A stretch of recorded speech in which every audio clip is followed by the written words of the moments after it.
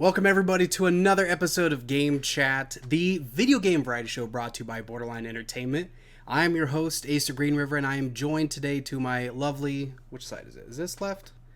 I always have to look at this first. Okay, left is Josh Biddick. Hey everyone, how you doing? And directly below me is Mr. Nate Bressler. Hey everyone. And you can see we have a fantastic special guest, the one, the only... Morgan Shaver. Morgan, how are you? I'm good. I'm good. Hi.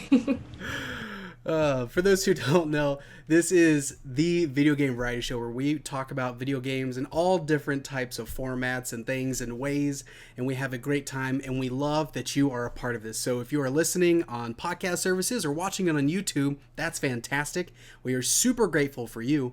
But don't forget, this is live on twitch.tv/borderline entertainment. But before I jump into the rest of the show, Morgan, for those who don't know you, who are you?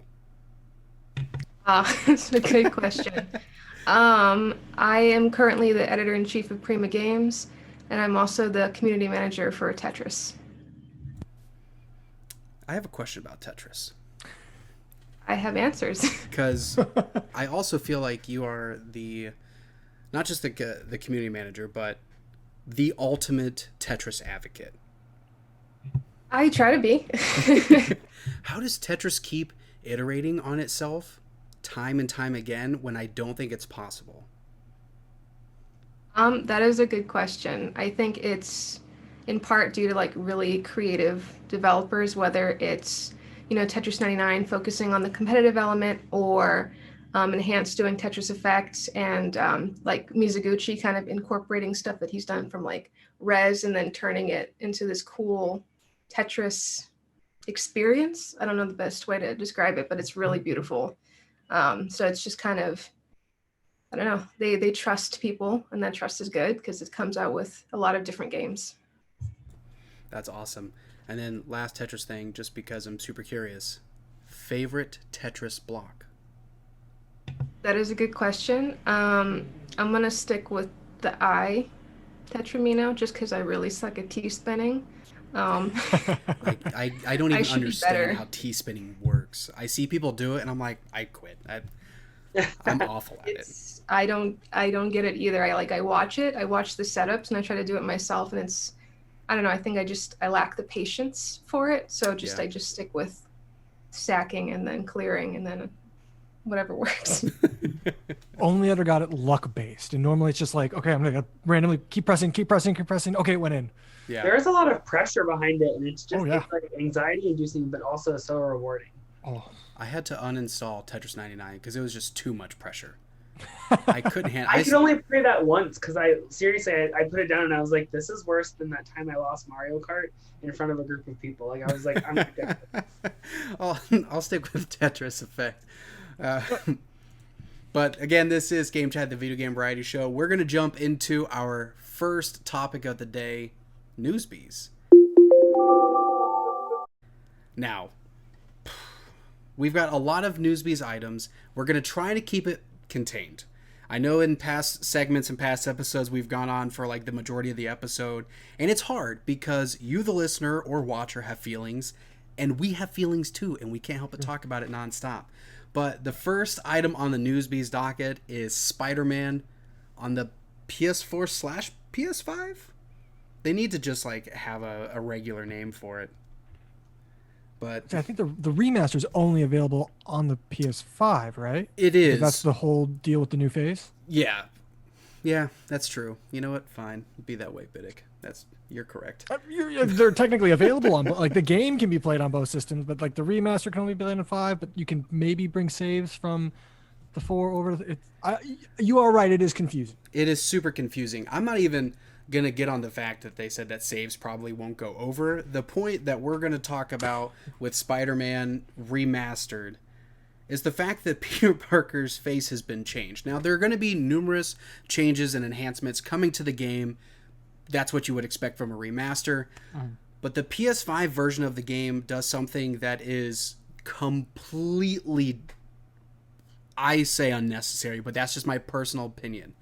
So, of course, with Newsbies, we rank them anywhere from extreme hype, definite intrigue, mild interest, absolute boredom. But as shows past, we can morph these if we really need to. I am going to morph extreme hype into extreme disappointment. Okay. Because I didn't see anything wrong with the actors. Well, not the voice actor. Yuri is still the voice. But the visual actor, I liked the face before. I think it matched the age that they were going for Peter Parker, him being in his early, mid-20s, something like that. He's 23. been 23, so he's been Spider-Man for a little while. This seems like it's going Marvel's Avengers route and trying to be really close to the movie counterpart, to Tom Holland. And it really just rubs me the wrong way. But Morgan, I'd love to hear what you have to say about that. I think from a continuity standpoint, it's a little confusing. I think that it'll be kind of like if you've already played the game, but you want to play the remaster, it's going to be a little bit distracting. Well, not a little bit. It's going to be a lot distracting. Yeah, a whole lot so of it. I personally don't like the decision. I think that, even if it had taken more time, I think it would have been worth it to keep the same actor's face, just because it's such a weird decision. I don't know. I don't like it. Nate, what about you? I'm kind of ambivalent because they did the same thing with Tomb Raider and Rise of the Tomb Raider and Shadow of the Tomb Raider, where it wasn't as drastic, but her face changed between games, and it also changed between like version of the game. And so I think it's like, oh, okay, they changed the face, but at the same time, I think it's a little goofy that they changed it to like Tom Holland's face, like basically. Yeah. Because it is like, you could have gone with a different face because you can argue, we have better technology, here's where we're at. But the fact is that you like made it look just like Tom Holland is like, I didn't just use Tom Holland. And see, my only thing with the Tomb Raider comparison is like, at least in my eyes, and I could be completely wrong, before the reboot, past Tomb Raider games, story-wise, wasn't like anything to drive home about. You be quiet. Tomb Raider Underworld. Listen, those games just like came and went for me. But the reboot and the subsequent sequels after that, I felt like had a tremendous story. And so now that is Lara Croft's face to me. Like Spider-Man on PS4, to me, I think had one of the best stories in this generation when it comes to like AAA games. So to have that emotion tied to that face and to see another face, it just feels different in comparison to Tomb Raider for me. But Biddick, what were you going to say? So I have a lot of feelings. Spider-Man is one of my favorite games of all time. Spider-Man's probably my favorite hero. So like I have a whole lot of like emotion tied into this game. I liked the original Peter Parker. I thought his face fit, and like there's so many really impactful emotional scenes that like are tied to Peter, not necessarily Spider-Man, right? So I feel interesting on that aspect on like the new face. Seeing the faces side by side, I think the new face, it looks better in that realism sense. And I know Insomniac says that, hey, this guy's face is going to help us match closer more to what Yuri did in his facial performance. So I want to say that I trust Insomniac there because Insomniac obviously knows what they're doing. But I don't understand why they what was it about the first actor they couldn't change to match Yuri's performance? From a gameplay standpoint, it gives me an excuse to play the game through again because I've played through it 4 times. So I'm going to get the remaster and I'm going to have to play Spider-Man again because my thought process is that if Peter shows up in Miles Morales, which I would assume maybe not for a log section, but he's going to be there a little bit, it's going to be really weird if I'm not used to the new Peter's face. But that also makes me think for the people who aren't going to get the remaster or who don't pay attention to games as much, who are just Spider-Man fans, go in, they're not going to know who Peter is for a bit. And that also feels weird. It's a whole bunch of mixed emotions because I don't want to say like Insomniac's wrong. They very well could be because I don't know. It's their game and they're going to have to do what they think is best. It's just all sorts of weird. Yeah, I didn't even think about the fact that this Peter Parker might be in Miles Morales. And it doesn't dampen my excitement for Miles Morales, but it does feel a little bit like a bummer because I think to your point, now I feel like I need to play the remastered version of Spider-Man so I can get used to seeing it. So it's not like this big moment for me. Right. But where does it land on the Newsbies ranking scale for everybody? Mild interest Yeah, I think that's a or good mild place. disappointment if we're gonna use the new ranking. Mild disappointment, like meh. Yeah, I would say mild disappointment as well. Mild feels appropriate. Ace Sorry. is going full in. Yeah, oh, I'm full in extreme disappointment. I listen, I love Insomniac. They're one of my favorite devs, but didn't they make that game Fuse or Fuser? I They made some like third person shooter which I was like that game. inventive It a was little fun. bit, but you liked it? Oh man. I mean, Well, from what I played, somebody granted, it needed was a to. long time ago. It was a cool, like, all everyone has classes. There are these weird guns. Did I finish it? No, but I bought it and I played it and it was fun. It was a cool idea. Just Yeah. the execution wasn't there. But all right, next item on the Newsbees docket. Let's talk about Stadia. I feel like we haven't ragged on Stadia in a while, probably because most people forgot about Stadia. Now that God Luna's a bless. thing, Game Pass has taken over the world. But so Google's coming out with a new peripheral, a new version of the Chromecast, which is going to have Google TV. I didn't do any research about Google TV, so take it or leave it about that. But this new version of the Chromecast, which you would assume is the ultimate version since it is the newer one, it's not going to support Stadia out of the box until sometime 2021. What? I mean, Google's been known to, if they don't like things, they just kill them off. I don't think that they're going to kill off Stadia yet, but I mean, am I just like grasping at straws thinking that this could possibly be them trying to wean Stadia off or like sunset it? Like, well, I don't understand why they wouldn't support it on their new hardware. But Nate, what do you think about this? So we all know that I love Stadia, and I think it's wildly successful and great. I truly, in my brain, thought that it was already on Chromecast, and so when they're saying that it's not going to be on, I was like, oh, okay, so like that doesn't make any sense to me, and I feel like I kind of am in line with you, Asa, where I think they're trying to sunset it, and the easiest way to do it is say, hey, it's going to be here, but not yet, and then eventually it will get there, and then no one will care anymore because, like, I don't know, like it's that whole Amazon Luna thing threw me for a loop too. Like just in general, I'm like, go back to what you're doing great at, Google search and giving me packages in 2 days for free. Like those are the two things you guys should stick with. Let other people do other things, pump money into developers and create some really cool cross-platform games. But it just seems like such a half step. It's like when you announce a video game, like let's say the fourth in a very popular Nintendo franchise that was a perfect trilogy was announced, and then you say it's coming and it's coming, and then it doesn't come, and now it's like we're all like, is it going to happen? Do we care anymore? And so Yeah. you care. So I would just say that like I'm bored with Stadia. Absolute boredom. Yeah. I don't know why it keeps trying. Like, just take it off life support. I canceled my Stadia a long time ago. But Morgan, what do you think? I think, well, the first thing when I heard that it wouldn't be on the new Chromecast until like 2021, I thought it was funny. Because I'm also not really a huge like Stadia fan. It kind of feels like, I know that like Google likes to experiment, so it kind of feels like when they tried Google Plus and then that didn't work, and then they tried Google Glass and that didn't work. It kind of feels along those lines where it's cool and creative, but I think that it's not ultimately where they wanted it to be. The new Chromecast look nice, but yeah.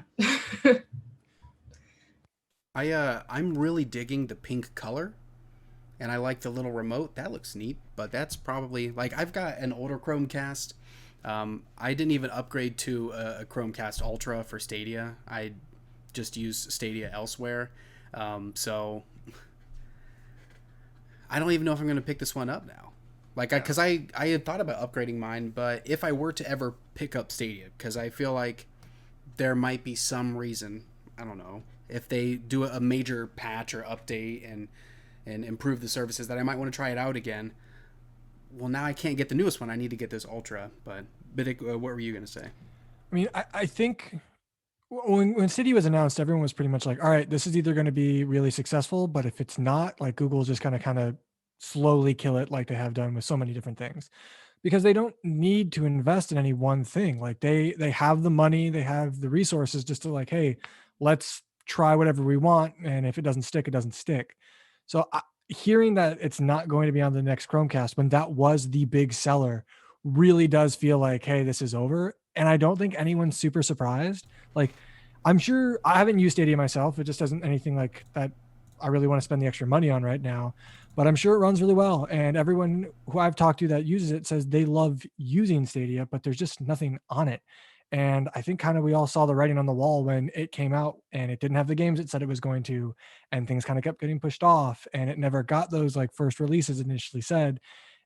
It just kind of, it sucks, but we all like seeing people like Microsoft really push xCloud and everything. That's when you realize like, oh, Microsoft's going to stick with this, so Yeah. I don't think Stadia has a chance. So, Which I think we're have slowly have seeing any the of you death of used Stadia. Game Pass yet with the new xCloud integration? Mm-mm. I've got an iPhone, so I won't be able to. Yeah, I'm fully Apple. Yeah. Crap. I had A little bit, Oh, not like okay. a lot. Yeah, I have the OnePlus 7, so I do Android. Did it? It's okay. Good. Did you get the little controller, or are you just using your own controller? I'm just using my own controller. I was looking at some of the like accessories where you can like almost make it look like a Switch. Like I Ooh, think that cool. looks Yeah, kind of yeah. cool. So I might try that. It runs well. I'm thinking about upgrading my phone again. But yeah, it runs fine. Yeah. I had I was in the test group when it was on iPhone before they'd taken it off, and it performed really well. Even in being like a beta alpha state, I thought it performed better than when I was playing with Stadia. So yeah, that's kind of a bummer. But where we all, I'm gonna say mild interest. I'm not gonna go as low as absolute boredom, just because I'm interested to see what they're gonna do. I feel like they've poured too much to just let it go, but they're looking like old school Google right now. I'm leaning towards boredom. I would love to like if Stadia can have a comeback, it would be incredible. I think it would be one of the biggest comebacks of all time. But like you said, like it's Google. I don't know what is considered a success or failure or worth their time. So I'm interested to see if Stadia holds on. But with the next generation right around the corner, I just don't know if they're gonna think it's worth it. Still absolute boredom. Yeah, yeah.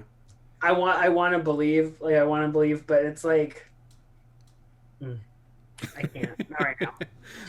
I'm done. I'm over it. I would say mild interest, but mostly because I'm interested in the Chromecast, so I don't know if Yeah. that counts.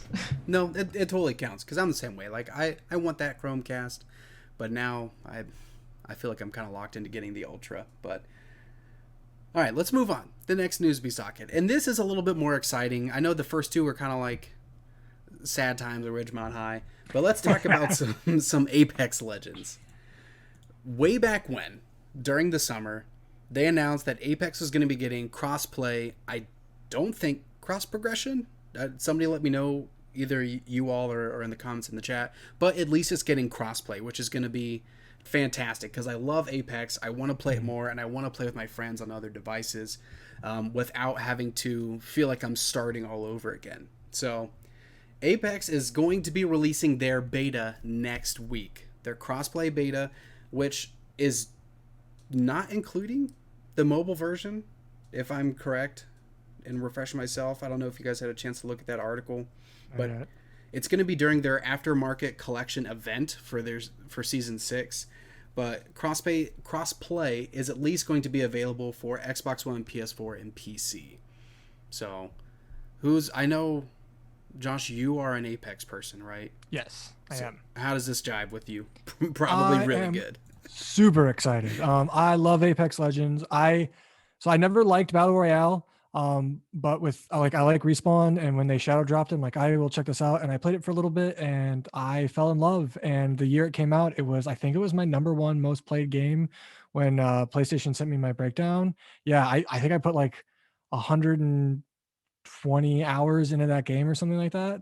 And That was before I ever got the battle pass or anything. Like I never put money into it until like this year. I was like, you know what? Like I should give them money. Like I've obviously put in the time. Like I can give them some money to support what they've done. Right. But no, like it's something like Ace. I know you play on Xbox, and it's something I've really wanted to play with you. We want to do together. I've got a lot of friends who either play on PC or Xbox, and I play PlayStation. And a majority of the time I play Apex, I just run with randoms. So to be able to actually sit down and play with my friends, I'm really, really looking forward to. The only thing that I'm thinking might be a little bit of a setback is being forced to use GameChat. Not GameChat is great podcast. GameChat, the actual application within a game, isn't always great for whatever reason. Yeah.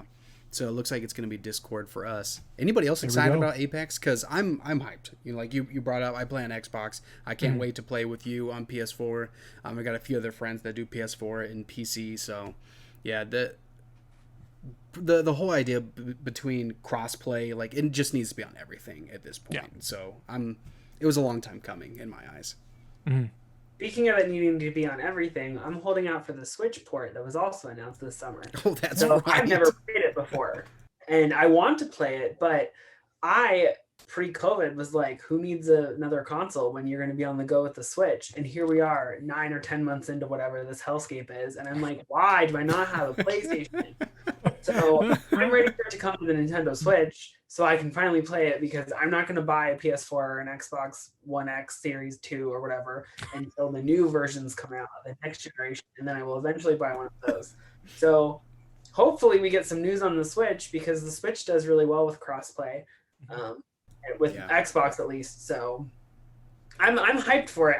I would like it to then come out to a device where I can then be like really hyped. Like you're patiently hyped. Yeah, patiently it's hyped. Sitting here like waiting for it. So mild hype. I like Apex Legends, maybe not as much as you guys. I do play on PS4, and all of my friends play on Xbox, so that'll be nice to play. I'm curious to see how it'll work with PC, just because I feel like with a shooter, sometimes PC has an advantage. I've also seen it too with other games. I do a lot of Paladins, and there's crossplay there as well, where you can play with people on the PC, even if you're on the Xbox, and I kind of do back and forth. There's definitely a difference there, even though it's not as shooter focused, I feel like. So I'm very curious to see how that will be balanced. But I'm very excited to play with people who play on Xbox without me having to start a new profile on Xbox. Yeah. I feel like the next step, not to get ahead of Respawn, because I know they're super focused on this right now, but cross progression seriously needs to be like the biggest thing in the world, because I started playing on PC way back in the day because of the whole, well, I can't play with my other friends. And I hated the fact that I didn't have any of my unlockables. I didn't have the heroes that I paid for. Yeah. They're stuck on the Xbox, which is like a huge bummer. And Apex is notorious for like whenever you earn things, they'll always give you stuff for characters that you don't even have. So yeah, it's a huge bummer. I think that's the next step, but I'm extreme hype because I want to play with my friends. Morgan talking about the PC stuff does make me a tad nervous, because like I'm not great at Apex. I'm not terrible, but I know that like I'm just not gonna compare to someone with mouse and keyboard. That is something that kind of like makes me a little nervous. So I'm interested, like you said, I'm interested to see how they kind of work with that.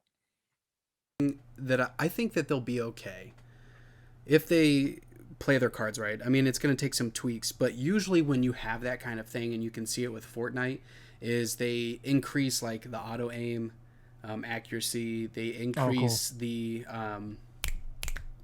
shoot from the hip accuracy as well for console players, to give them a little bit of.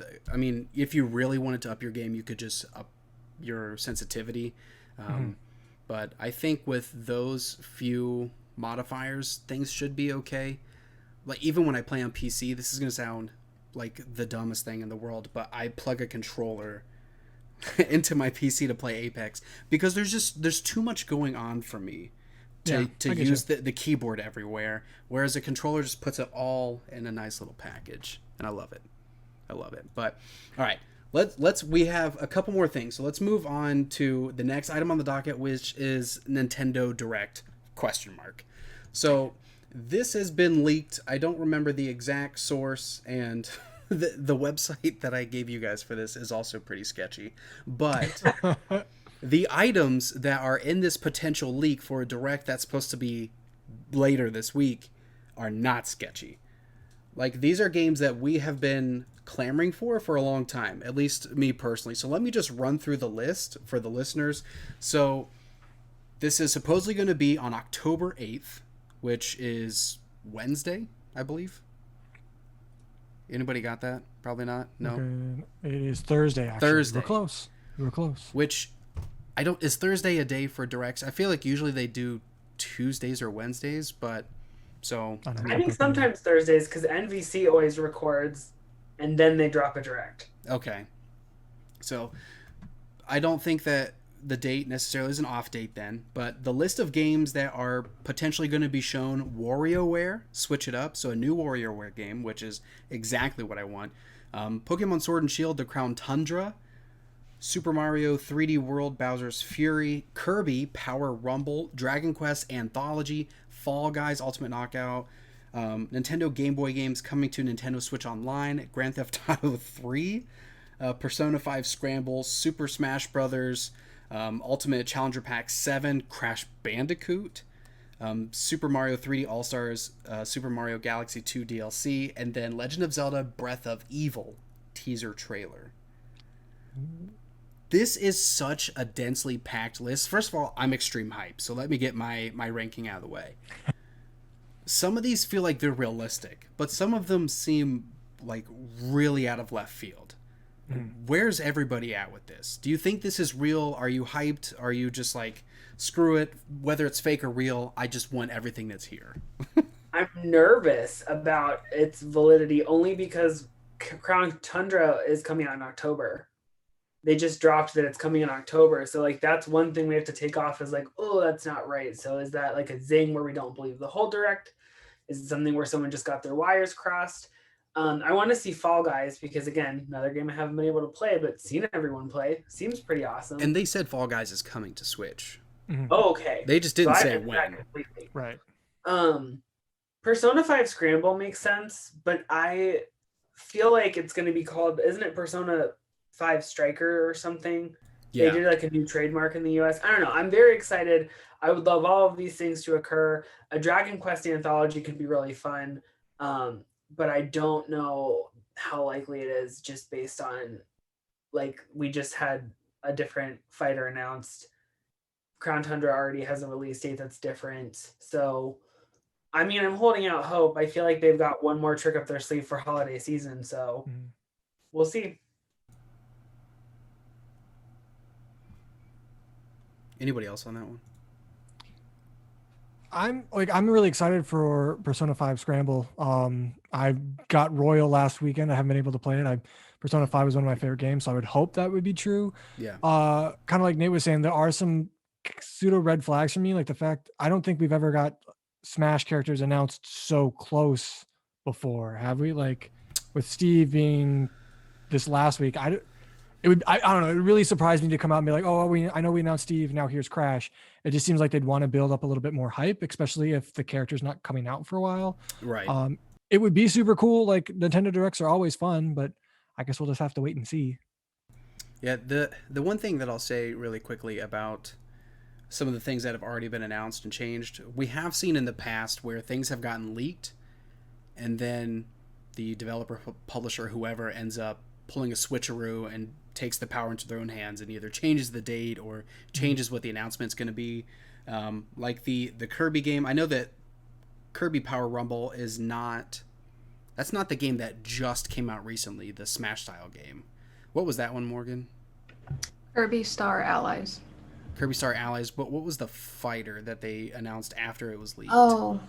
It was something too. No, there was Super Kirby Clash, which is the free to play, and then there was Kirby Star Allies, which got leaked, and then they just released it the next day, just like, and yeah, the Kirby game on that list makes me a little suspicious of the list in addition to Pokemon, just because they just dropped Kirby Star Allies, and with it saying after the direct, like I feel like HAL Laboratory may be working on something else, but I don't know if that timeline makes sense, kind of thing. I guess we're just gonna have to wait and see until the 7th, because usually that's when they say it the day before, not usually a couple days. But keeping with the Nintendo trend and pulling up the last item on the Newsbies docket, and Biddick, you had mentioned it earlier, but Oops. Minecraft. Oh no, don't whoops it everywhere. Minecraft is in Smash now. That was probably one of the. I did not see that coming, and it was one of the hypest trailers that I've ever seen. I loved. It was pretty cool. Yeah, I'm a big Minecraft person. I don't know if everyone else here is. So, yeah, I want to hear from everyone else. I'm so excited about this. I didn't see it coming. I mean, I thought, like, I know it's been talked about forever. Like, everyone's like, oh yeah, we'll bring Minecraft Steve in. It looks really cool. Like, I'll be really interested to see how everything's balanced, because it seems like it's such a specific character. And at least in that trailer, it seemed like, I mean, I don't know, all the character trailers look like this new character is going to be the best, right? But it looked like there's so much you can do with Steve, and the building and the flying around and the crafting of weapons. I think it's really cool, and it's really cool to see that, like, there is, I don't know, I feel like at this point there's no character that could be added into Smash that would be like impossible. Like, I know Goku's not possible because that's not like a video game character, but it's just, I don't know, it's so cool. There's so much in Smash. I think Smash is just a great game for everyone at this point. Yeah. So yeah, it was really cool to see Steve get added. Has anybody played with it yet? Like, you've bought in the Challenger pack? No? Okay. Nate, what I about have you? one of the Challenger packs. I just don't know. I don't remember which one. Okay. The only DLC characters I personally have bought in were Banjo-Kazooie and Joker from Persona. But I haven't bought any of the others. But this will probably be the next one that I buy. I'm sorry, what was that? I got the piranha plant. I just thought it was really funny, so I wanted it. Oh, I forgot about that. Was the one that was like, if you downloaded it within a certain time, you could get it for free. But now it's like $5, I think. Yeah, and I don't think that it doesn't really play that well, but it's just still really funny to me. Yeah. That's what it's all about. All about the laughs. Anybody else on Minecraft on Smash? I mean, oh, go ahead, Morgan. I think it's cool. I think it's exciting, and like you guys were saying, there's no character that can't be added. So the Tetris piece could be added, maybe. I don't know. I personally would like to see it. I don't have any knowledge or anything, but I just think that it would be cool. So. Would it be like the Pokemon trainer though, where you can be different Tetris pieces and they each have a different kind of like move set? I've seen some people do like fan interpretations where you could change between them, and they went really into it and elaborate, and what they put out, like their fan theories, were really kind of cool and interesting.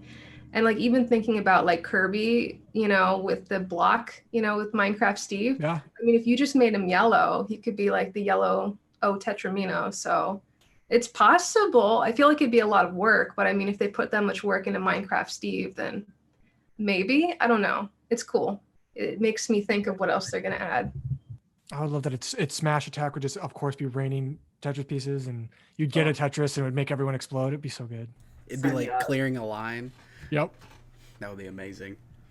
Well, I just love how, and this is probably like cruel, but I love how hyped people get, and they're like, it's gonna be this one character, because one time someone tweeted this one thing, and if you take out 3 words, it spells this thing, and then it ends up being totally like, Steve is great, and it cracks me up because everyone's like, it's gonna be this thing from this thing, Castlevania, and whatever, and it just ends up being like, hi, I'm Steve, and it's like, okay.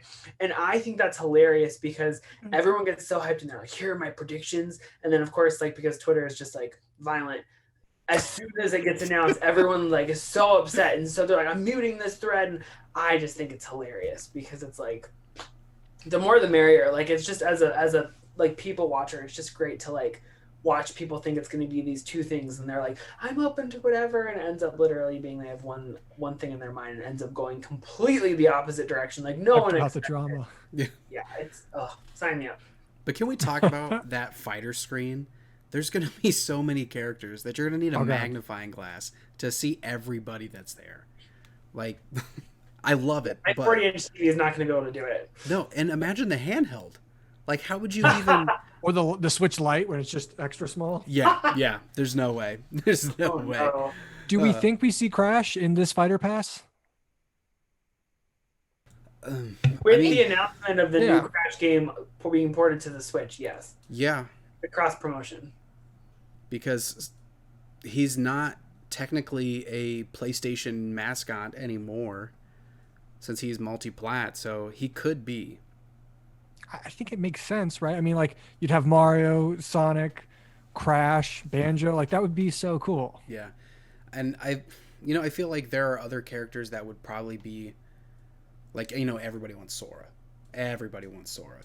So I feel like there are others that As a Kingdom Hearts fan, I don't. you don't want Sora. I mean, like I don't know. Like, I personally, I think a Crash would fit better than Sora. Oh yeah, I feel like Crash would feel a lot better. Just but- from a fighting game standpoint. But Yeah. then, like, I mean, I don't know. There are Fire, and maybe it's because there's so many Fire Emblem characters. Like, I don't super need another Sword character. That's true. But, I like, didn't even think about that. But also, I mean, like now with Kingdom Hearts 3 and the Keyblade form changes, like you could have Sora go in there and like he could have the Star Blaster guns and he could have the hand. So like there are things, but I don't know. I would personally rather see like a Crash Bandicoot than a Sora. And I say that as someone who has bought and played every single Kingdom Hearts game, and I own systems because I wanted to be able to play Kingdom Hearts games, and I know that is a problem. Yeah, I think Crash is plausible and would be good. I bet you anything for those people who want Sora so bad, you're not going to get Sora. You're going to get me costumes. Oh yeah, that'd be cool. I'd be all right with that. You know what? I think that's fair because we're getting a not real Kingdom Hearts game as the only game that's going to come to the Switch. So, Hey, poetic.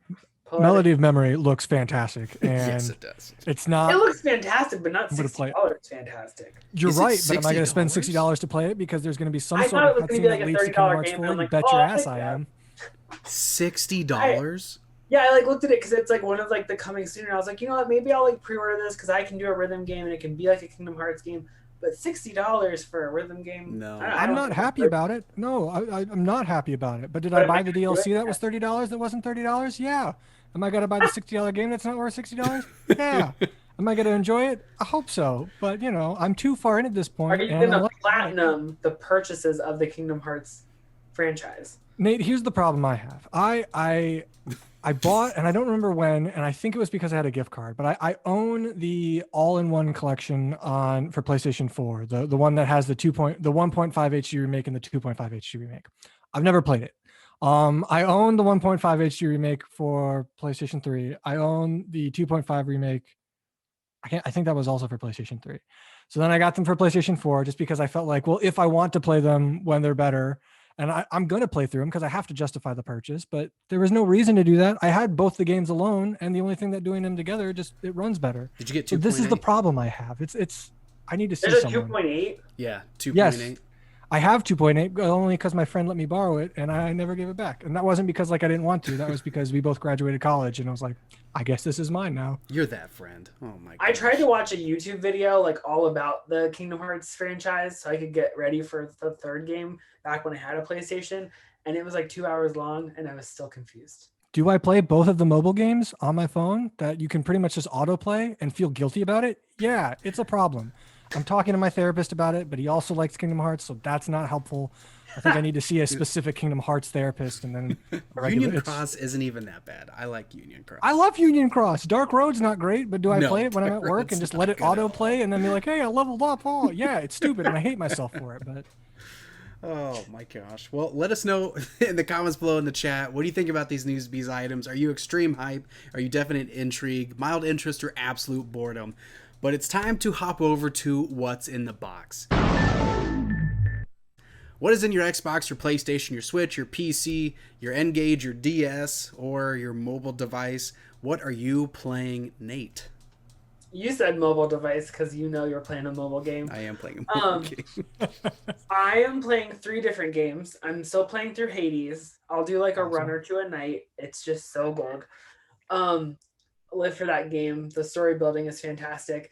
I'm also playing the Cadence of Hyrule DLC with Skull Kid. ooh, cool. That game is a banger. I I forgot that don't. came Anybody out. who doesn't like that game, they're missing out. It's a fantastic entry into the Zelda franchise. And so I'm playing that, and then I'm also playing Diddy Kong's Quest, Donkey Kong Country 2, because it is now on the Switch for the Switch Online, which is like Nice. that muscle memory playing that game is scary. Like I'm in the beehive level right now, and I like went and found a secret, and I was like, how did I remember how to do that? So I'm just across the gambit. I'm just playing a couple different things. I will say I tried it, and I'm gonna wait until it comes out to the Switch eventually. Genshin Impact. I played it on the iPad, and it runs very well, but it is not made for touch screen, and so I look at the fool trying to run and jump and do all the things. But it's cool. It's for a free game. It's pretty cool.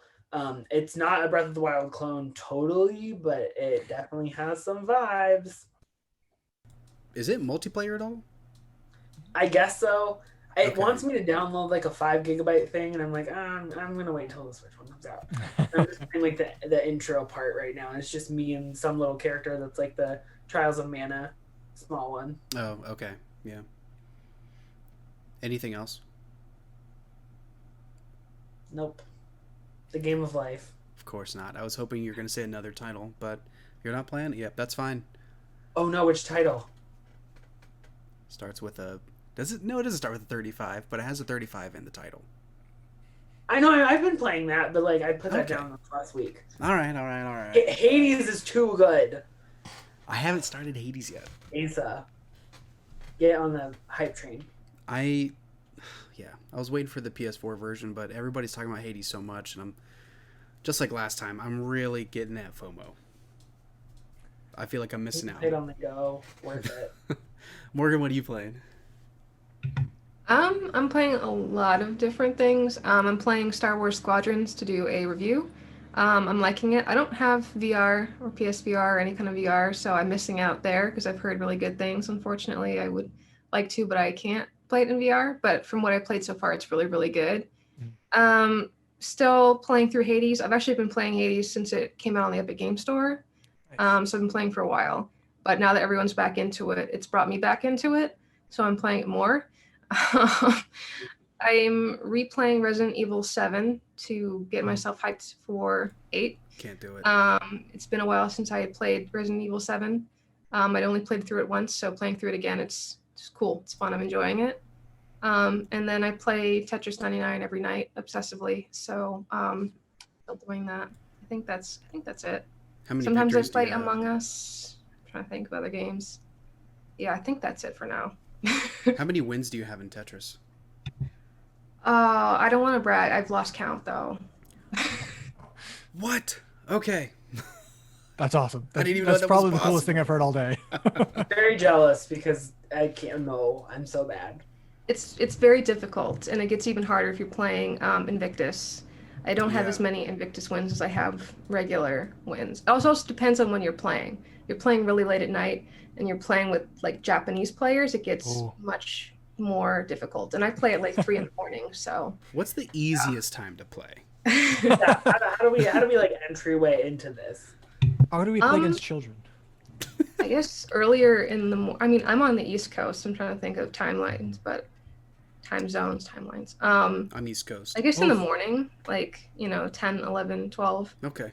I feel like most people are either like working or busy. It's not as intense. But yeah, when I play it at night, it's like there's all of the names are Japanese and it's way more difficult because they play like really hardcore. So yeah, definitely don't play at 3 in the morning. That's my recommendation. Noted. That is the best time to get a Japanese Ditto though, or a Ditto of a different origin to get shinies in Yes, it Pokemon is. Sword Shield. Yes, Noted. it is. I swear, when I was playing Pokemon Sword at that time, every single Wonder Trade I did, every single one, they were all either Japanese or Korean, and that's fine, but they don't let you rename the Pokemon. Oh, So I couldn't. I'll teach you some Japanese if you need me to. I mean, I know some, but If you're just gonna use it as a breeder though, but some of them I don't like. That just sounds so bad. I'll get like a I don't know, like a really high level Pokemon. I'm like, oh, I haven't caught that yet. This is great. I want to use it, but it's killing me that I just can't read it and change the name like I want to. But that's fine because it's shiny and it's a level 94, and I'll keep it, and it's fine. Your life is so hard, Asa. I'm so sorry. I know. Josh, what are you playing?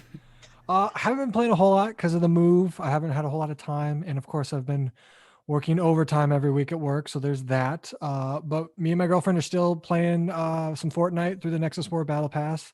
That's a ton of fun. I love like the fact that we get to play together, her and I. It's really, really nice. Sometimes it's the relationship tester, depending on how well we play. Yeah. But I got the Wolverine skin was unlocked this week, and Yeah. much like Spider-Man, Wolverine is up there, my favorite hero. So that was super cool. I bought Persona 5 Royal last week, as I said a little bit earlier. I'm hoping. I asked Shannon, I was like, hey, since we've been so crazy busy, next Saturday, can I just like be a potato and play Persona 5 Royal for 12 hours and not be judged? And I got the okay. So I am pushing through to next Saturday. That's going to be fun. And other than that, there's a game on Apple Arcade called Slash Quest. It's super cute. You play a little shepherd who finds the queen's magical sword because she was like ambushed. And every time you kill an enemy, the sword grows and you move forward, or you can kind of veer yourself with the sword. You basically are aiming the sword places, and that's where it goes. There's some puzzles to solve.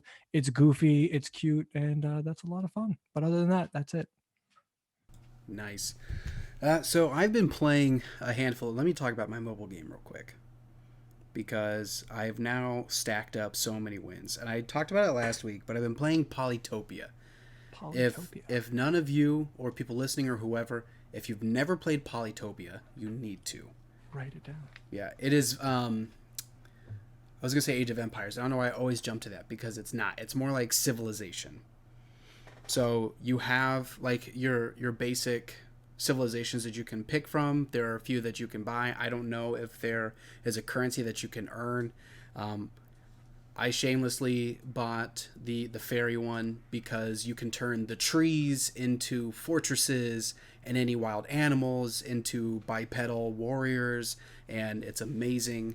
And you can have dragon eggs like what's her name, Daenerys or whoever, is that her name? Nailed it. Yeah. Okay, cool. So you can be like the mother of dragons, and it's just the best.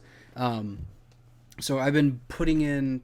I probably play like an hour a day of that, not at one time, just like spread throughout, because it's just super easy and convenient. Living the dad life. Yeah, dad life. Been playing a lot of Among Us. If there's any Borderline family community members, you know who you are. We've had 2 community playthrough sessions, and one was last night, and it was like 4 or 5 hours long. It just like flew by. It was so much fun. So if you want to get in on those, get into the Discord and play with us. It's a ton of fun. But other than that, I would say the biggest game that I've been playing is Marvel's Avengers. You started playing it. I did. What about the Poop Brotherhood? Hey, I'm still in the Poop Brotherhood. Thank you again to Ergogrew, the BLE family community member, sent me a code, a PC code. You can't turn it down then. I couldn't turn it down, so I got the PC code, redeemed awesome. it on Steam. I've been playing it with a controller, tried it with mouse and keyboard, hated it. So plugged in my Xbox controller. Not to like bring up a sore subject, did you ever beat The Last of Us 2? I was waiting. Thank you so much, Nate, for asking. I wanted to do my like Josh is on the podcast, so he has to check if Ace beat. But like it was kind of itching at my soul. So I'm glad you said it for me. Gotta ask the tough questions. Thank you. No, I have Not surprised at all. No, I don't even know if I'm disappointed at all anymore. Like I've been so let down that like I've just had to like get over it. Like Shannon pat me on the back. She told me like people are different. They're busy. They don't want to play a great game and talk to you about it. So like I've shed my tears, Ace. I've just given up on you. Well, here's my plan. As long as it all goes well. So, and this is a quick plug for people who are listening. During the month of October, typically what I have done on the Twitch channel for BLE is an event called Spooktober, where I stream a different spooky or scary or spoopy game every single night in October. I've done that for the past couple years, but hence you said dad life.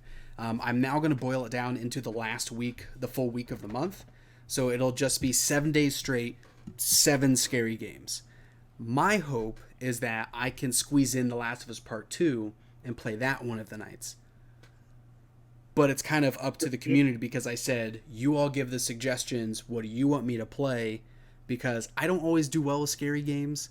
Like, I feel like it was 2018's Spooktober challenge.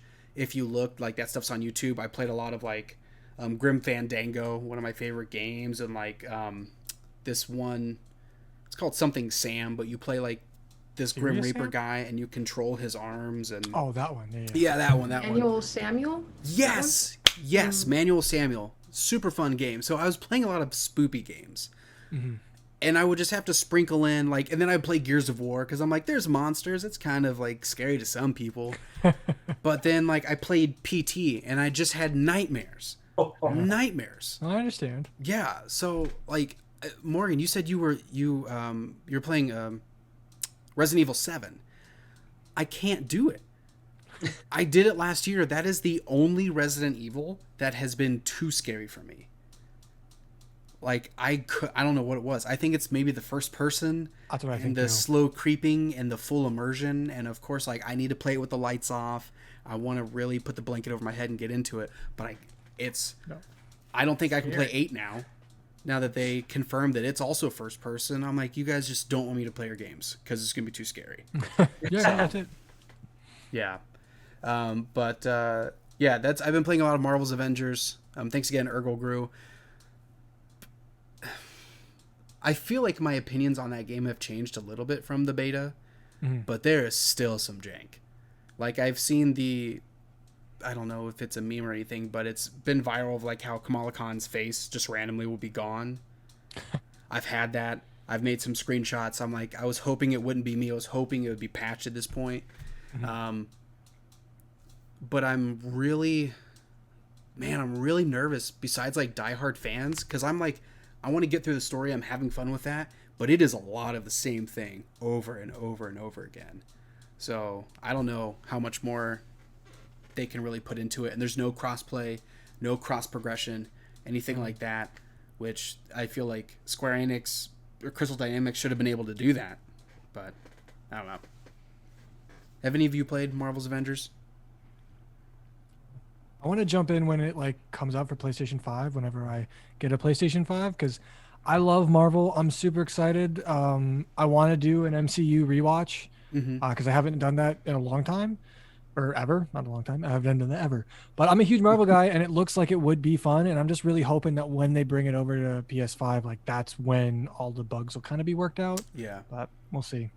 And let me just say, once you get it on those new consoles and all of you other PC players out there, I turned it on ultra settings, everything, and it is one of the most gorgeous games I've ever seen. That's cool. Like When their faces are there. yeah, when their faces are when there. you can actually see it. But like the realistic reflections off of like Iron Man's armor, like the sweat droplets. I think one of the biggest wow moments I had is really early in the game, so it's no spoilers, but you're in Kamala's bedroom and there's a poster of Iron Man on the wall. And I don't know how they did it because typically when there's a light reflection off of a poster in a game, it's like really bright. You know what I mean? Yeah. It doesn't look realistic. But with all the settings turned up, it had like that flat matte look that it would in real life. And I was just staring at it. I was so blown away. That's cool. Yeah, because games don't do that. But that attention to detail was amazing. So that's what I've been playing. But let us know what you all have been playing in the comments below in the chat. What games should we check out that we are not currently playing? Until then, it's time to make a game. We're going to do Make It or Break It, where we get a prompt from you all in the community and make a game. And like always, Morgan, the special guest, is going to be our game director. So we all have to agree. We're going to work together on this, but ultimately, Morgan, it is your decision on, like, if we're arguing on something and it's like, boom, you drop the hammer down, what Morgan says, like, that's what goes. So the prompt that we were given from the community is K-drama. And if you don't know what K-drama is, that's Korean drama. So we are going to make a Korean drama thing, and there are at least 5 things that we need to tackle. How is the game played? Who's making the game? What's it going to look like visually, storyline, and title? And then we give it back to you at the end, the community, for the box art. So with that in mind, let's dig in. I want Nate and Josh to start it off because I know that at least Morgan and I watch K-dramas. So, Nate, I know you said you had a question. I need to know, like, what are some of the tropes of K-dramas? Like, if I were to, like, have a perfect season of a K-drama, is there magic? Is there, I assume, drama? Is there, like, murder and intrigue? Like, what's the vibe? It literally just depends on the drama that you're watching. So, one of my favorite ones is Goblin. And Goblin has the sadness, has the drama, but is about this goblin, which I don't know how it would translate into American culture, but kind of like a Highlander or some sort of deity that is just immortal forever and only has a certain way that they can be laid to rest. But there's always, well, I don't want to say always, but there's usually always a romance, like, underlying tone through everything. Okay. So, like, even though it was about the goblin finding peace and moving on with his long life, there was still that undertone of, like, the goblin's bride and his love interest and things like that. So, does Thunderbolt Fantasy count as a K-drama? I'm going to have to look it up. I've never heard of that one. It's like, has anyone else heard of it? So it's like, I think it's Korean. It's these puppets. It's like anime with puppets. So, like, they're doing all sorts of crazy. I don't think it would be considered. What is this? But, I like, think it's saying Japanese, Taiwanese, glove, puppetry, television. I'm reading the description. That's very strange. What? It's like weird. It looks really cool. Like, just, if anything, just the mechanics of it all are really cool to me. I haven't actually, like, watched an episode. What's that American... I thought I heard at one point it was a Korean thing, so I wasn't sure if that counted. And maybe that's just me being too, I don't know, encapsulating. Because that's right. Do you have a browser up? Me? Yeah. Yes. Okay, so search Goblin K-drama. Okay. Another one to search, because Nate, I know you're looking up too. Itaewon Class. ITAEWON Class. Another one of my favorites you should watch. It's Netflix. Okay, I see what you're saying. I have a better idea. So no. Yeah. Thunderbolt Fantasy, not K-drama, but cool.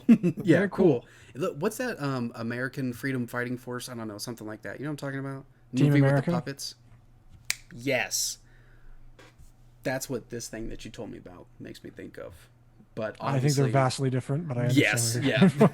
I just, with the monster you're talking about, I just feel like it's like that The Shape of Water movie that the guy who did Pan's Labyrinth did, where, like, there was that sea monster and there was definitely a romance, and then he moved on with his life.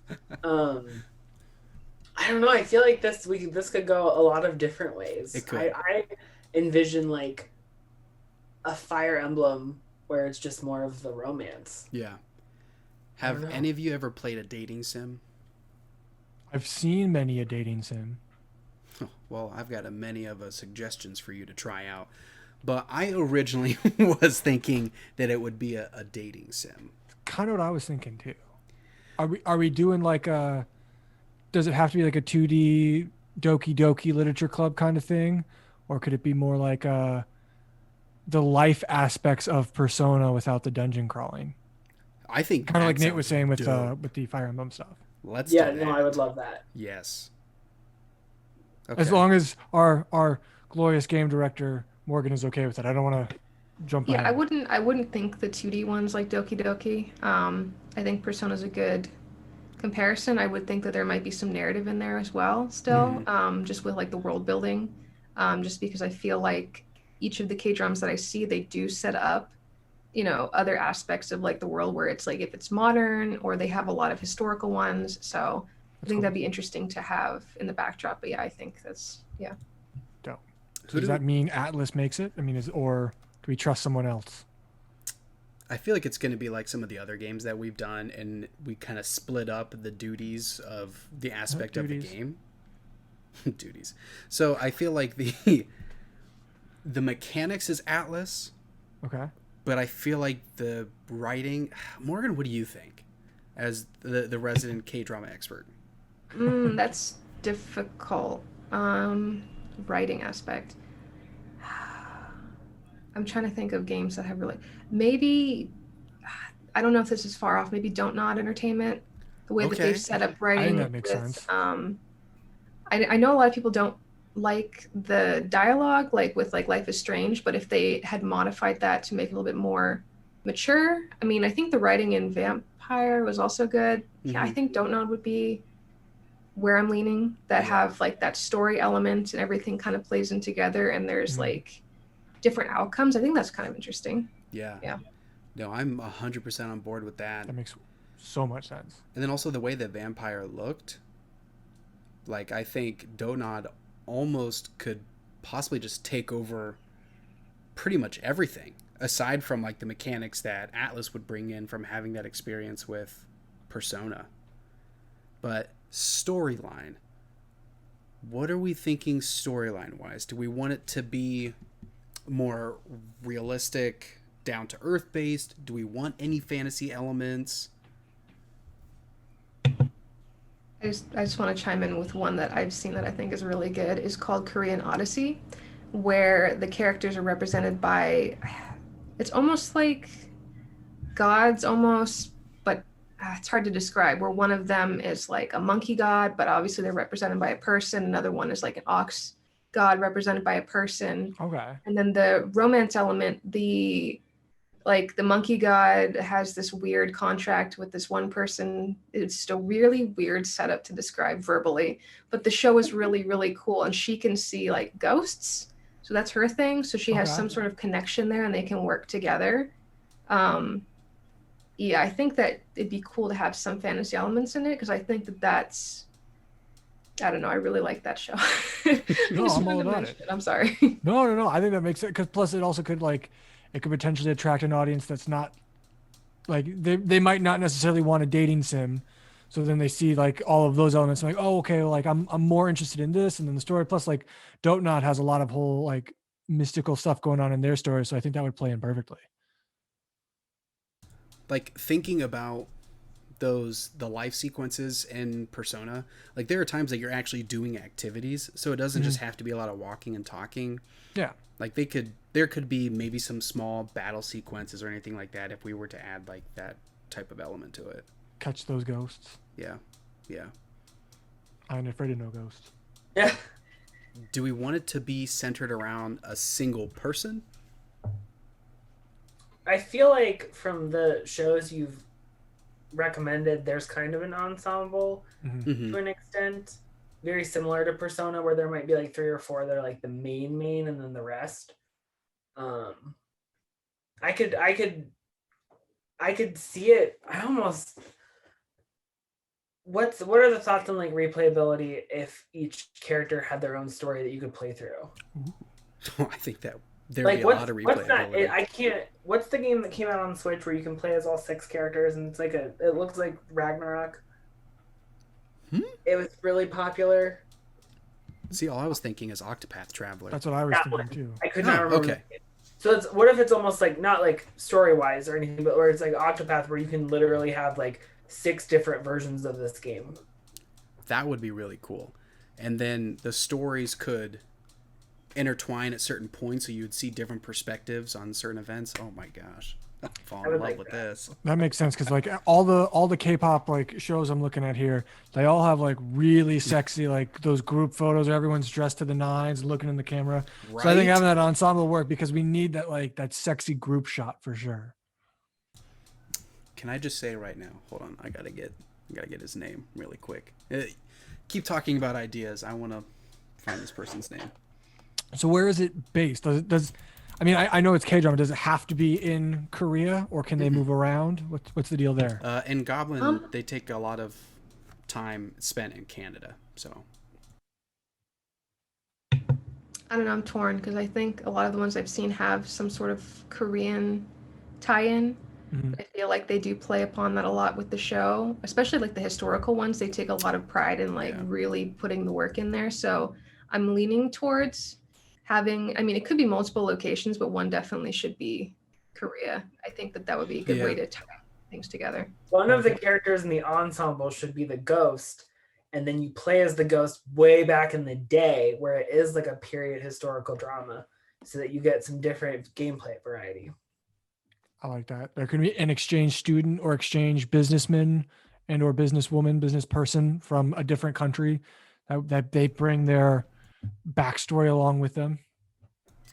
I would like the actor to play the ghost to be Jin from BTS. Just throwing that out there. Wait. I want Jin's face. We're going to have a Spider-Man PS4 situation. I want Jin's face, but I know I talked about Goblin earlier. I want it to be Lee Dong-wook's voice. Okay. So I thought you were going to say body, and I was like, where are we going with this? No, it's going to be Jin's body and face. So I need you to look up Lee Dong-wook so you can see who it is, and then you can look up videos later to hear his voice. But he plays the Grim Reaper in Goblin, so I feel like that's a pretty good transition character-wise for him. It does remind me there is kind of a trope in K-drama. It depends where they like to bring in K-pop stars as like guest actors. Like there's a show called Hwarang. I don't know if I'm pronouncing it correctly, where they have V from BTS as one of the actors. Yes. Oh my gosh. Can we have a heavily DLC packs with different bands? Because I want ITZY, I want Blackpink.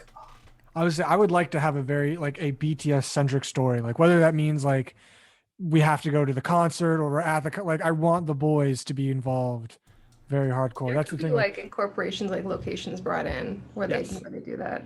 Scooby-Doo just did that with Casey Musgraves. They were like, Casey Musgraves is a friend of Daphne, and then it worked out. So yeah, I'm here for there could be tie-ins there. Yeah, I don't know. I'm biased. I want someone from Monsta X. I haven't seen them in anything. Monsta X. Huge fan. Yeah. Should it just be a bunch of like? Should the ensemble cast just be a bunch of different K-pop artists? I'm down. We have a K-pop K-drama game. Can we? It would be very like Tokyo Mirage Sessions, but like Korean. Yes. Yeah. To it. But they're already established pop idols instead of be on the road to becoming an idol. So it would sell so well. Yes. Oh well. Yes. This is the only game we'd ever need to make. All of the characters are going to be K-pop stars, not just K-pop. Because I want some K-rock too. There are a few bands that I like. I was just saying just Korean stars. Yes, just Korean stars. No genre specifications. But their names are different because they're playing characters. So like the ghost is still there. The ghost is just Jin's body and Lee Dong-wook's voice. Oh my gosh, this is amazing. This is. And like this podcast is being recorded, so like we all know that like if someone tries to take this idea from us, we have like proof. Yeah. Moneymaker. I'm stamped. Morgan, can you write an official article for Prima Games about a new hot Korean drama game that is rumored to be coming out, that it's rumored to be being made by Don't Nod with help from Atlas and then published by I don't know, Sony? This is going to be a PlayStation exclusive. I was going to say this could be the game that saves Stadia, but if we're doing Sony, I guess maybe it can't be. No, PlayStation exclusive with That's the fair. asterisk that it comes to Steam and Epic Game Store later, but Comes we to don't talk PC. about that. We don't talk about that. I think that is probably a great article to put on the website. I mean, you have some hot sources right here. We heard it first, so... But we need a title now. I feel like everything else has been nailed down pretty well. K everything. Just got all of K dash anything you can think of. It needs to be related to the story. Because every title of every K-drama I've watched is like intrinsically tied to what the story is. Okay. So if the ghost is going to be the main character, it should be about the ghost some way, somehow. Also, this game's going to have the most baller soundtrack you've ever heard so in good. a game. We're gonna sell like the sound like for $5 more, you get the digital soundtrack / concert whatever deal. Yep. And I'm going to add it to my my Spotify playlist, which I'm going to say right now because I got to plug it because It's really good. It's just called K-drama, but the picture is Taeyoung or V from BTS as his character in the K-drama. So if you look it up, you'll see it. But title. What about Ghost Lovers? Ghost Lovers. I don't. I need Hard help. because I keep thinking of like K dramas that actually exist. Like there's one called Oh My Ghost. I love that. There was that Kill Me one. There's a Ghostly encounter. Call it Ghosted. Ghosted, and then they always have not always, but they sometimes have subtitles. So it could be Ghosted. My crazy journey into a K-pop wonderland. Or Done. the Lover's Paradise. I don't know. I want something not sexual. That's not what You are really about this ghost lover, Asa. I want them to know that there is going to be a heavy romance aspect in this game, and I'm going to put 900 hours into it. Wait, I've got it. So Okay. it can be called Ghosted, subtitled Romancing the Tombstone instead of Romancing the Stone. Yes, Romancing the Tombstone. Ghosted, Romancing the Tombstone. Robbing the grave. All right. I love it. So my vote is yes to everything. I'm on board. I'm Okay. here for it. That's 3. Game director? I am very on board, and I wish someone would make this. Well, I'm gonna clip this out. I'm gonna send To the it powers that be. to Don't Nod, and then I'm gonna send another one to Atlas. And I'm gonna say, here you go. We did all the work for you. Just plug in your numbers in your computer thingy and make it happen. Just put it in your game generating system. And then, like, accidentally send it to Google because maybe this will be what saves Stadia. You guys can get all of the post-launch DLC early. All right. Stay. All right, we made the game. Now it's back to you all in the community. Let us know in the comments below. Send us an email, whatever you need to do. We need box art. If I'm going to sell this package, it needs to look good. So make your cast of ensemble characters. Make sure that they are all, like, you can't hit that level of beauty in real life without being a video game character. And Lots then, of sparkles. Do we want to make suggestions? Because I know you wanted Jin from BTS. Oh, yes. Suggestions all the way. Throw them in there. Okay. I'm feeling good about this, and I really wish that it was real right now, because that's on the next episode. I would say, oh, what are you playing, Asa? Oh, I'm playing Ghosted. You're not playing Ghosted? You need to be playing Ghosted. It's so good. But we're going to move on to the next section of the show called My Favorite.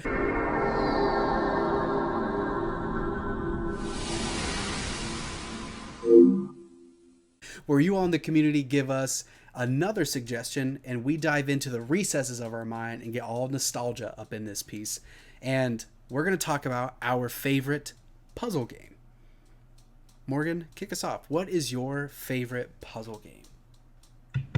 This is hard because I don't want to say Tetris, but I'm going to say Tetris. I'm so sorry. You should say Tetris.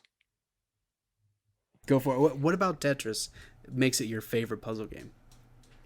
I mean, it's really replayable. It's like, even with all the different versions, you can put so much time into it and still not, I don't know, it's easy to play, but it's very difficult to master. It's very easy concept to understand. Like, I know people who would say have stories about their parents playing Tetris, you know, like their mom kicking ass at Tetris. So I don't know, I like that aspect of it. I like how it can be changed around, whether it's competitive or there's like music to it, like Tetris Effect. And then, yeah, you can just put so many hours into it. Oh, there's like one with a storyline too, Puyo Puyo Tetris. All As like a right. storyline. I think that's cool. I like it. I like that combination. So yeah, it's good. Who else? Does anyone else have their game? Because I've got mine if you don't.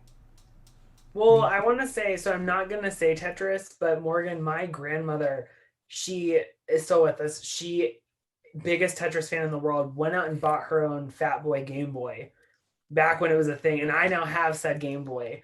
with the Tetris that she had, and that was like So her cool. thing. She would just sit there on her like lazy boy chair rocker thing and would just play it until the end, and would get on the rocket, and she thought she was so cool, and she was, because I could never get to the rocket till I was like 25. But that, I feel like that game holds such like nostalgia for, like, that was my first ringtone on my like Virgin mobile phone. That was like a prepaid phone with like the flashlight on it. Way futuristic. Mine's Captain Toad Treasure Tracker. I wanted to go a little bit more new school. That is the most peaceful yet stressful game I've ever played. And it's visually appealing. I was so glad, because it was my favorite part of Super Mario 3D World. And then they pulled it out and made its own game. And I was like, this is the greatest thing in the world. And it's so charming, and it's so cute. And it's zen until it's not, until you have the mummy toad follow you around, and it's just a whole thing. But I like it. I consider that to be like a very like fun puzzle game. Josh, what about you? I mean, I'm also gonna have to say Tetris. Like that, like when I saw a puzzle game, and this was before even knowing Morgan was gonna be here, just like, it's Tetris. Tetris is like, it's a perfect game. I remember my dad had given me, well, I got my own Game Boy, and my dad had like his own Game Boy game collection, and he'd give me Tetris, and it was the one that I would always like. I kept my Game Boy until like 2012. Like it was like before I left for college, because I was still playing Tetris on it. Like that was my favorite place to play Tetris, was on my Game Boy. And just going from a kid where like you understand like, hey, okay, I'm going to make lines, I'm going to go through, and then eventually like getting your first Tetris, or then as I'm older, understanding more of the nuances of Tetris on how to be better at it and how to get higher scores and how to play through. It's so much fun, and it's always fun. In any form, Tetris is fantastic. So I think it's my favorite puzzle game, and I think it's just a perfect video game.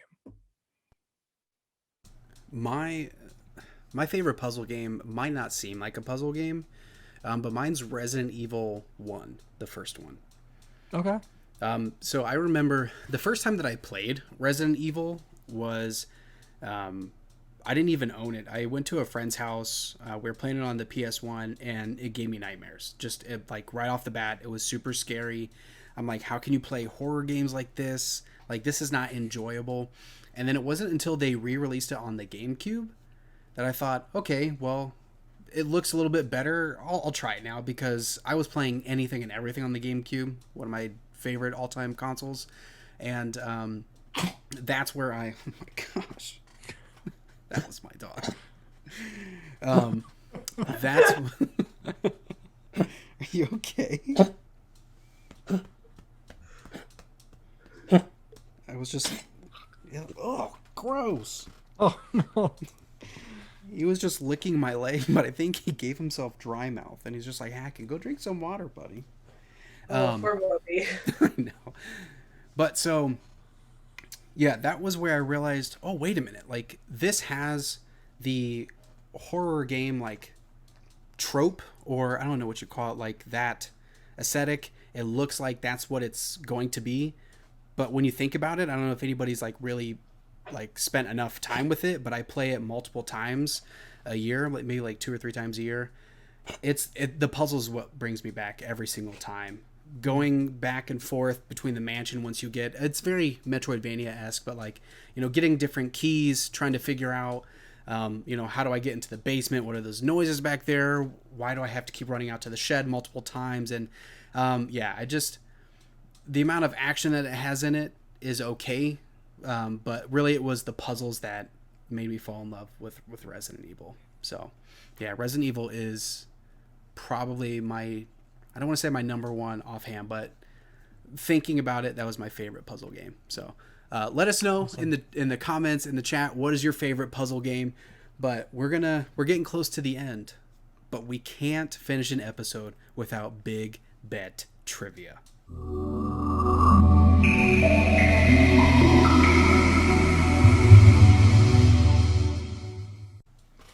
And this is where the three of you are going to put your knowledge of video games to the test in the ultimate trivia mashup. Is that what it is? Yeah, it's a mashup. So I have a game right here. It's called Ultimate Video Game Trivia. I'm going to read the question. whoever buzzes in, waves their hand, whatever gets my attention, you get the floor. You get to say your answer. If you're incorrect, it automatically goes to the other two. And then if they get it incorrect, then it goes to like 3 strikes, you're out, except you're not actually out.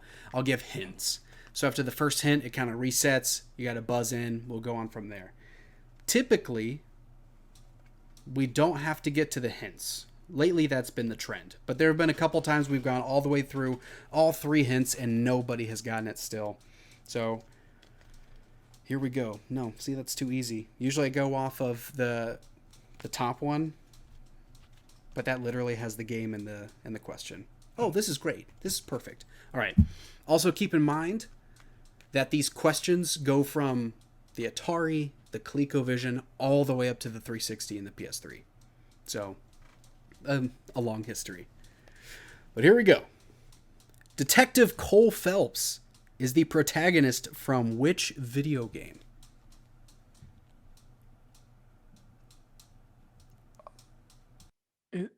Is it oh, now I'm blanking on the name. He's not gonna get it. The origami one.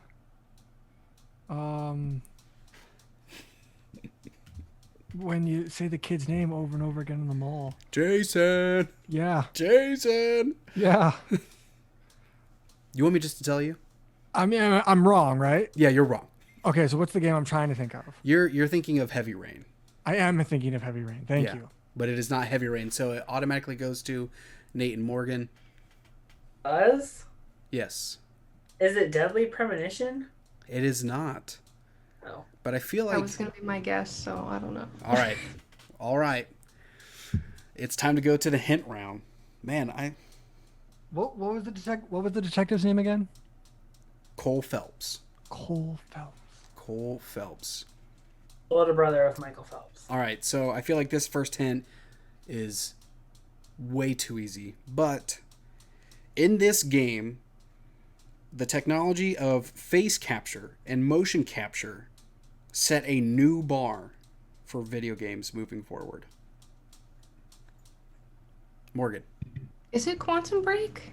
It is not Quantum Break.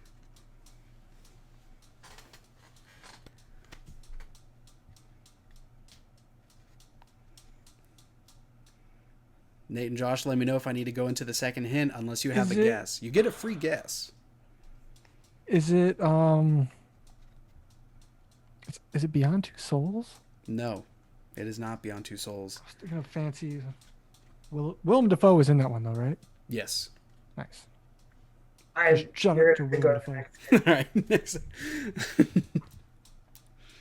While the original release was in the Xbox 360 and PS3 era, it did receive an upgrade as far as a remaster for the Nintendo Switch. And it's not Deadly Premonition? And it's not Deadly Premonition. What? I know someone is losing their mind. Like, how do they not know this? And I feel like the last hint is going to be, oh yeah, that's right. It's that game. Oh, wait. Is it L.A. Noire? It is L.A. Noire. Coming in clutch, Josh Biddick. Wow. I seriously thought we were going to go into the third hint. But you all I was trying to think like what big, and then I remember the Switch, and I remember because it was the whole like telling like people like, oh, it's revolutionary. You can tell if they're confused, and they're like, the whole game, like the major mechanic was based around like their right. It was supposed to be really subtle, but it was really obvious. They're like, I don't think you're telling the truth. What? Oh well. So that's another point on the board for Josh Biddick.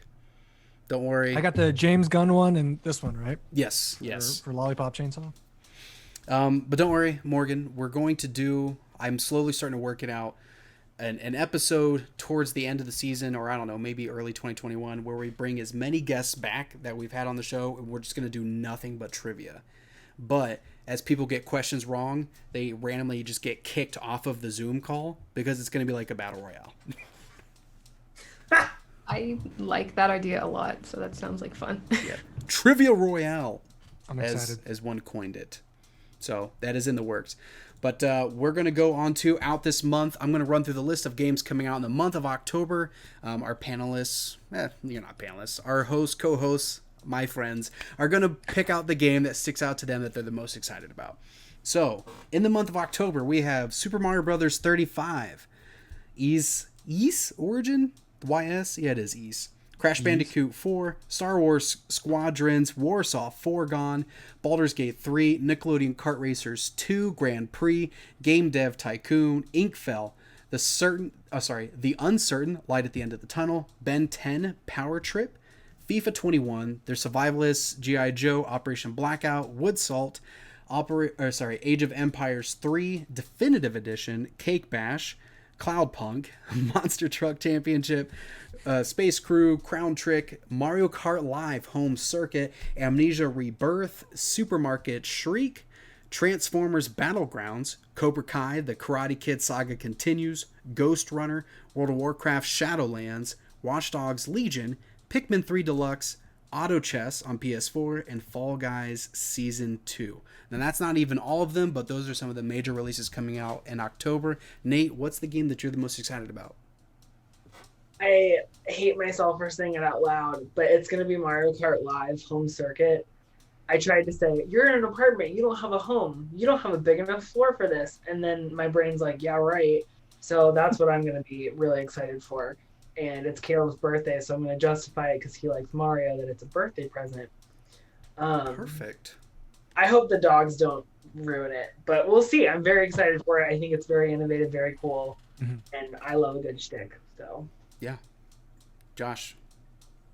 It's gonna be Star Wars.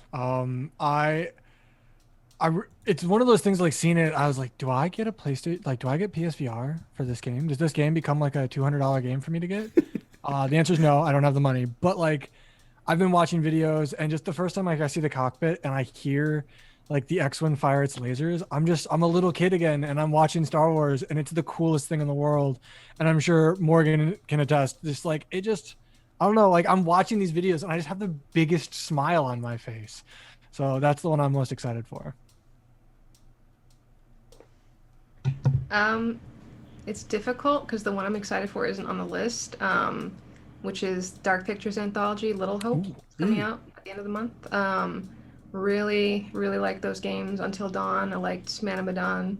I would say, it's difficult. I have to pick one. I guess Amnesia Rebirth. I'm a huge horror game fan, so I'm very excited for that. So. No. I'm scared. You like the spookies, the scaries. Stronger than I will ever be. I think out of this powerhouse list, I'm going to have to go Fall Guys Season 2 this time. Oh. Mainly because I really liked what Fall Guys had out of the gate, and pure intrigue. I want to see what they can do next. I want to see what's coming with Season 2, because they know that they need to keep the momentum up. So I'm excited to see what they're going to pull out. Plus, their social team, genius. It's top notch. Top notch. Great stuff. Great stuff.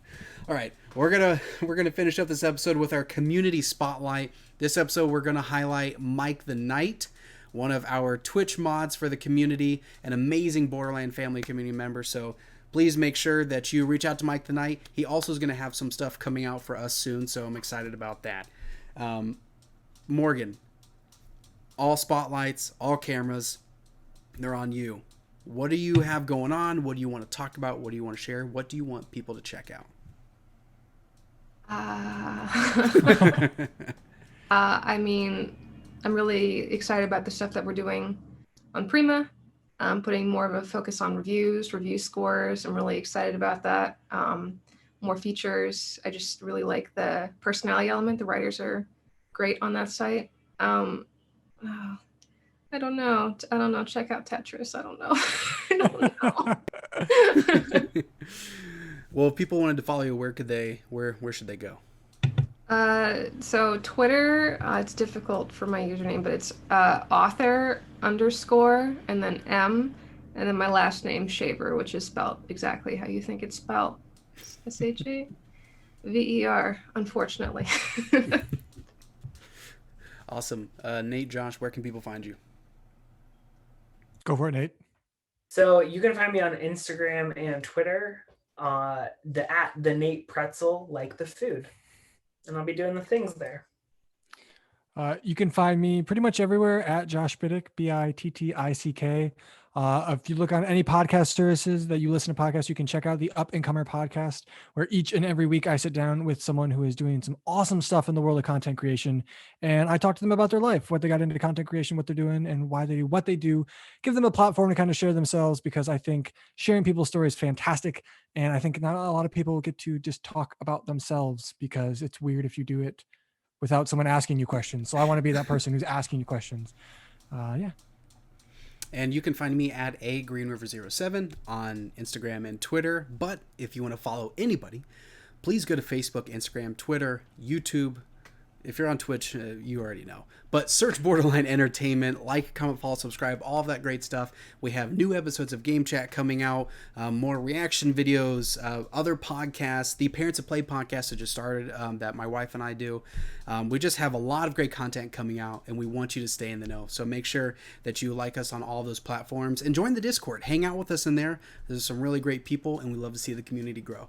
But again, huge thank you, Morgan. Thank you for being on this episode. And thank you. Above all else, be well, Borderline family. We'll see you guys next time.